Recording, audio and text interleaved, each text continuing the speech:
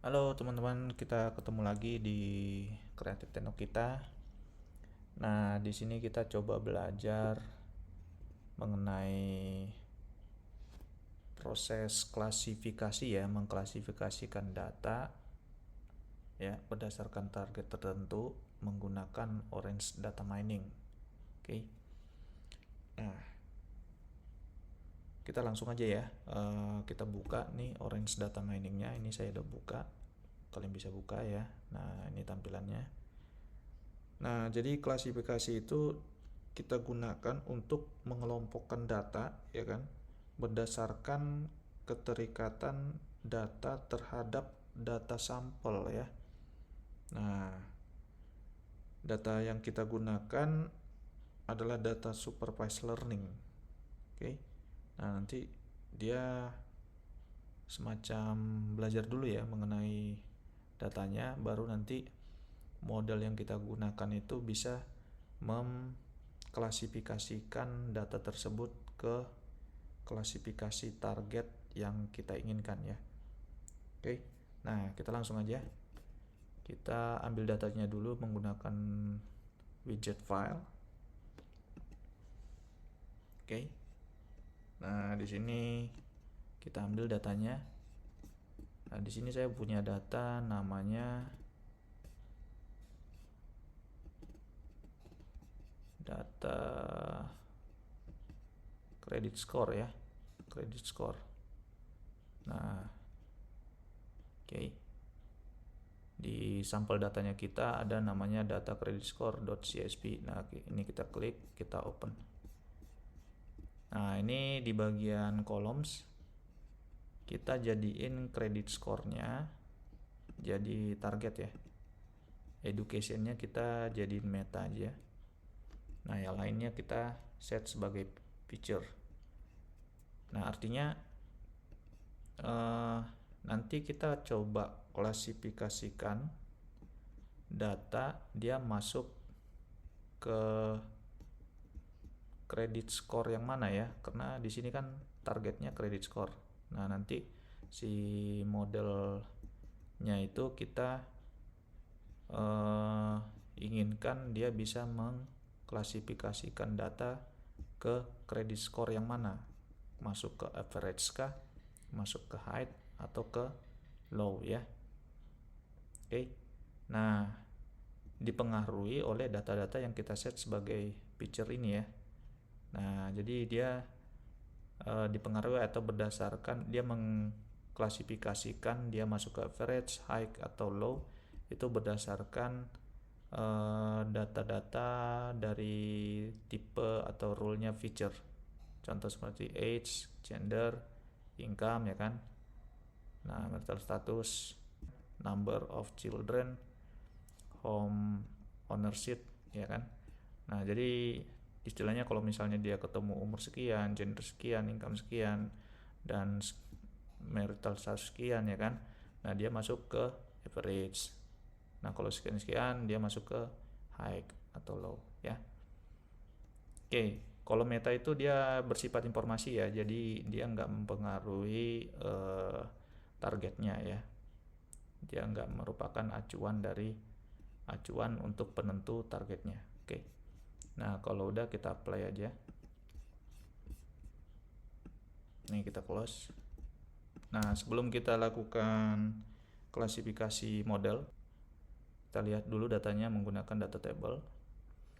Nah, ini kita bisa tarik ya flow-nya dari file. Nah, terus kita lepas. Nah, terus kita pilih data table. Nah, ini double klik. Nah, ini dia ya. Jadi ada 164 instance atau row. Nah, ada 6 features ya tadi ya. Nah, ini featuresnya. Nah, satu informasi atau meta ya. Informasi yang ini educationnya tadi.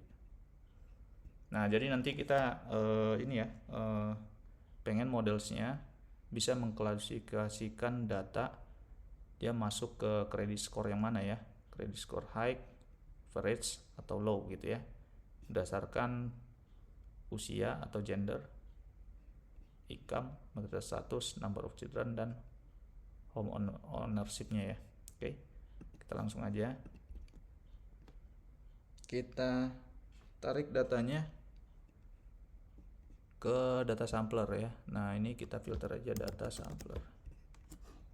Nah, ini dia ya. Nah, artinya kita menggunakan datanya nggak semuanya ya. Tadi ada sekitar 164. Kita gunakan sebagian aja. Nah, kita gunakan data sampler ya untuk memfilter sebagian datanya aja. Nah, terus kita koneksikan. Nah, seperti ini. Nah, kita double klik. Nah, kita gunakan 80% aja datanya ya. Nah, kalian set ke 80.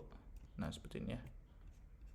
Terus, nah kita lihat ya. Kita lihat setelah kita 80%, kita lihat datanya di sini di bawah. Di ini ada 160 total datanya, kita klik aja. Nah, ini total datanya ya, ada 164 ya row. Nah, setelah kita bagi jadi 80%, kita lihat bedanya ya. Di sampingnya ada 132 data dan 32 data. Nah, ini dia. Nah, ini yang 132 ini adalah yang 80%-nya ya. Nah, ini sehingga dia di sini 132 ini adalah data sampel ya. Yang nanti kita mau klasifikasikan berdasarkan modelnya kita ya. Nah, yang 32 ini, yang 20%-nya itu adalah remain datanya ya, data yang tersisa gitu. Oke, kalau udah kita close. Nah, sekarang kita gunakan modelnya, kita menggunakan model naive Bayes ya. Nah, ini kita klik aja. Oke, sekarang kita hubungkan data sampler ke naive Bayes.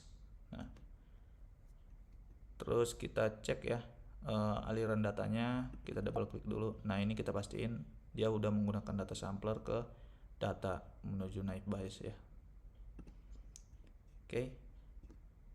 Nah, berarti artinya data sampler tadi sebanyak 80% itu nanti dicoba diklasifikasiin sama si naive Bayes-nya ya. Dia merupakan credit score yang mana? High, average atau low gitu ya. Nah, oke. Nah, sekarang kita coba evaluasi hasil dari klasifikasi naive Bayes ini berdasarkan data samplernya kita itu akurat sejauh mana gitu ya. Yang benar itu sejauh mana? Itu kita bisa menggunakan evaluasi, kita cari widget prediction. Nah, ini dia. Nah, kita klik aja. Nah, caranya yang dari hasil naive Bayes-nya kita koneksikan ke prediction ya, seperti ini. Nah, datanya pastiin double klik model ke prediktor ya. Nah, koneksikan juga yang dari data sampler ke prediction ya. Oke. Nah, artinya data sampler ini data aslinya ya, data aslinya yang 80% itu masuk ke prediction. Terus hasil dari klasifikasi juga masuk ke hasil klasifikasi dari naive Bayes-nya masuk juga ke prediction ya. Nah, nanti kita bisa lihat ya, kita bandingin hasil model naive Bayes-nya mengklasifikasikan data tersebut, tingkat errornya sejauh mana ya. Oke, kita double klik aja. Nah, ini kelihatan ya. Nah, di sini kelihatan di sisi kanan ini dari credit score, education, age sampai ke home ownership ini adalah data aslinya ya. Data aslinya, data sampler artinya yang berasal dari data sampler ini ya. Oke. Nah, terus yang sebelah kiri yang naive Bayes itu adalah hasil klasifikasi dari model naive Bayes-nya ya. Nah, sekarang kita lihat tingkat errornya ya. Nah, ini kita klik aja errornya. Nah, biar dia ngurutin. Nah, ini kita urutin aja dari yang paling error ya, yang tingkat errornya paling tinggi sampai ke paling rendah. atau benar ya. Nah, kita lihat ya, hasil naive Bayes dia mengklasifikasikan data ini low ya. Nah, jadi hasil kredit skornya low, tapi kenyataannya dia high ya. Berarti tingkat errornya 1, tinggi ya. Ini salah gitu. Dia salah di sini ya, di data ya, di raw data yang ini dia salah mengklasifikasikan. Nah, kita lihat lagi ya. Yang tingkat errornya hampir menuju 1, mendekati 1 ya. Itu dia salah semua ya. Nah, jadi tingkat errornya tinggi. Nah, ini juga ya data yang kedua. Ini dia naik biasnya mengklasifikasikan high. Nah, ternyata aslinya adalah average. Nah, gini ya. Oke. Jadi ada sekitar berapa data nih dia salah ya. Nah, ada sekitar 10 data salah ya. Oke. Nah, ini dia sebenarnya error juga 0,2, tapi dia masih hasilnya masih benar ya, average, dan aslinya juga average. Nah, ini ya. Oke. Jadi kurang lebih seperti itu ya teman-teman untuk melakukan analisa klasifikasi dalam Orange Data Mining. Oke, thank you. Semoga bermanfaat. Sampai ketemu lagi.